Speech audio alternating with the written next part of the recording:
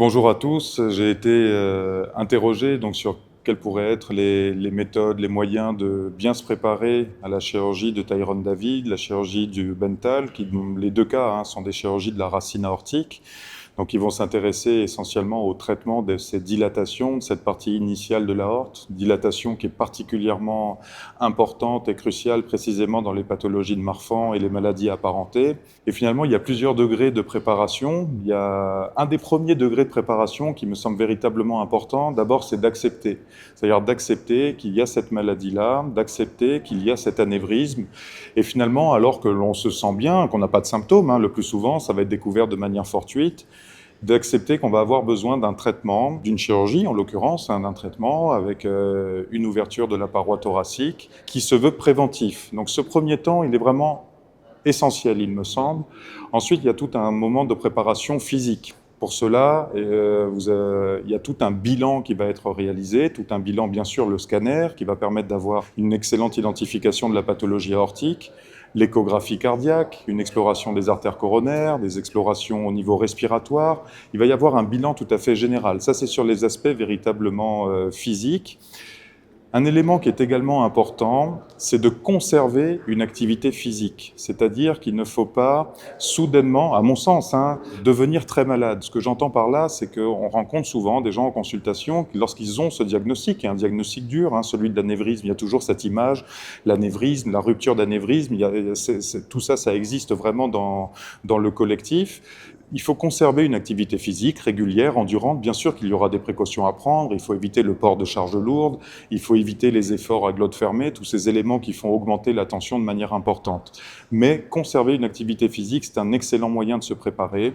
Toujours dans ces éléments-là, la prise en charge des autres facteurs de risque cardiovasculaire, l'arrêt du tabac, la prise en charge du diabète pour ceux qui en souffriraient, une hypertension artérielle qui doit être bien équilibrée. Donc ça, c'est sur les aspects physiques. Et enfin, même si j'avais pratiquement commencé par ça, ce sont les aspects psychologiques. Puisque dans ce cas-là, tout ce process d'acceptation, tout ce processus d'aller au bloc opératoire, d'être fatigué en post-opératoire, ce qui est bien normal, il y a un mois et demi de fatigue, ça ne veut pas dire un mois et demi d'hôpital, mais un mois et demi de fatigue. Et tout ça, à mon sens, il faut être en mesure de le vivre le plus activement possible pour être en mesure de passer ce cap périopératoire et de récupérer la vie la plus normale possible à la suite de ces interventions. Donc, quelle récupération après une chirurgie de Tyrone David ou une chirurgie de Bentall, donc qui sont des chirurgies de la portion initiale de l'aorte.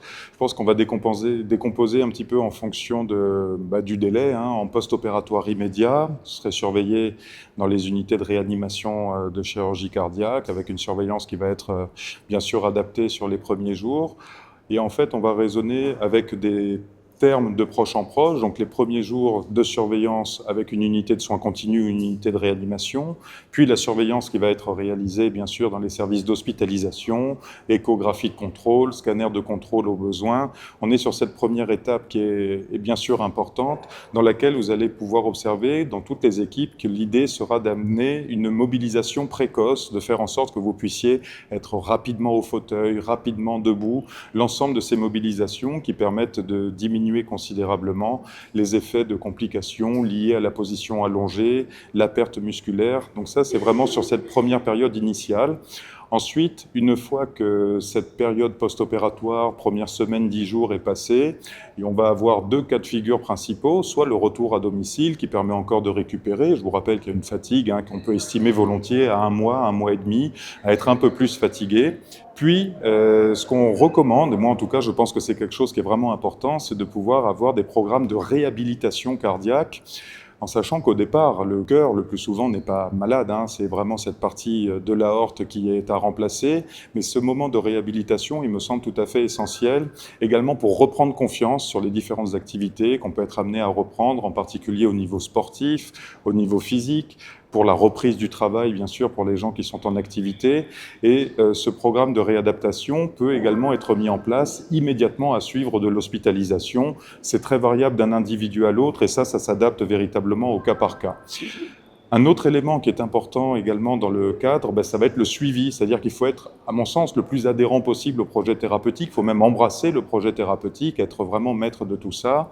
Pour les gens qui vont avoir une prothèse mécanique, être très rigoureux sur la prise des anticoagulants, le contrôle du fameux INR, qui est cet indice qui permet de déterminer le niveau d'anticoagulation, la prévention des facteurs de risque cardiovasculaire, l'arrêt du tabac, la prise en charge du diabète, de l'hypertension, la prise en charge aussi de surpoids ou de l'obésité. C'est le moment peut-être d'essayer de pouvoir être vigilant également là-dessus.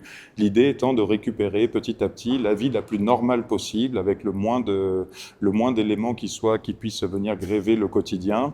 Et le cadre de ce suivi est véritablement important.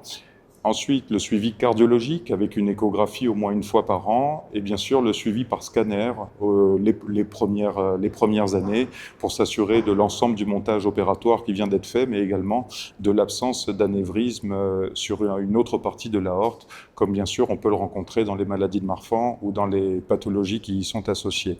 Donc on voit bien que l'ensemble de ce processus de récupération, il est multimodal, multifactoriel. Le seul dénominateur commun, c'est le patient. Il va y avoir l'intervention de nombreux professionnels, les infirmières bien sûr, le chirurgien, le médecin cardiologue. Il ne faut pas hésiter, ça c'est quelque chose qui est souvent oublié, peut-être un peu trop, à faire aussi intervenir des équipes de psychologie parce que voilà, c'est un véritable traumatisme qui est vécu et ce traumatisme, il est à la fois physique, il y a la trace de celui-ci, c'est la cicatrice, mais il est aussi psychique et il faut ici récupérer de cet élément-là. Et c'est pour ça que je pense que les programmes de réhabilitation vont venir entraîner. Et c'est là aussi où les groupes de travail, le fait de travailler effectivement avec l'association Marfan, avec l'ensemble des ressources qui sont sur le site, mais également le fait de rencontrer des gens qui ont déjà eu ce type d'événement, c'est important de manière à finalement se dire vous n'êtes pas seul à affronter tout ça. Voilà.